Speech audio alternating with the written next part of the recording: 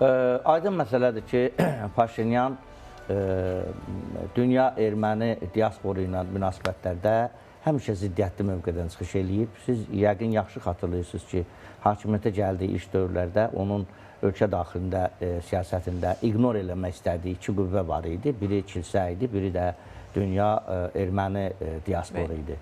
Və indi elə bir vəziyyət yaranıb ki, Paşinyan əslində onların ikisindən də asılı vəziyyətə düşüb və müəyyən qədər münasibətləri tənzimləməyə çalışır. Amma onun dediyi sözlər ki, diasporun mənafelərindən daha çox biz Ermənistanda yaşayan əhalinin rifahı üçün çalışmalıyıq və s.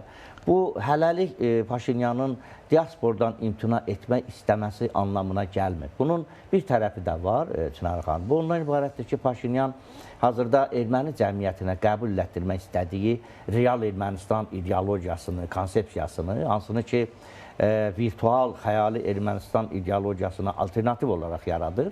O, həmin sözlərlə bu ideologiyanı bir növ diasporada qəbul etdirmək istəyir. Yəni, Paşinyana qədər Ermənistan dövlətinin və diasporun bir ideologiyası var idi. O da virtual Ermənistan, yəni böyük Ermənistan, dənizdən dəniz Ermənistan.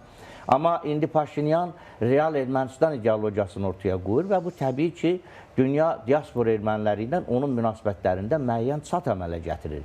Və belə şəraitdə Paşinyan Ermənistandakı erməni cəmiyyətinin sosial rifahını, siyasi təhlükəsizliyini önə çəkməklə əslində dünya erməni diasporuna bir təzyiq göstərir ki, artıq zaman dəyişib. İndiyə qədər biz eyni bir ideologiya ilə getmişik, həmin ideologiya özünü doğrultmadı. Bizi bütün qonşularına vuruşdurdu, məğlub vəziyyətinə saldı və yeni real Ermənistan ideologiyası ilə getməliyik.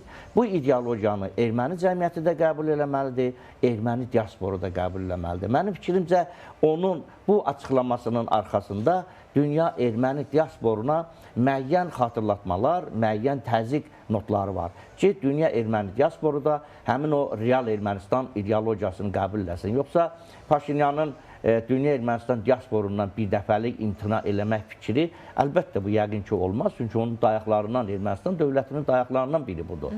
Ona görə də Paşinyan erməni diasporundan yox, erməni diasporunun yanlış hesab elədiyi ideologiyasından imtina eləmək istəyir və bu cür jestlər eləyir.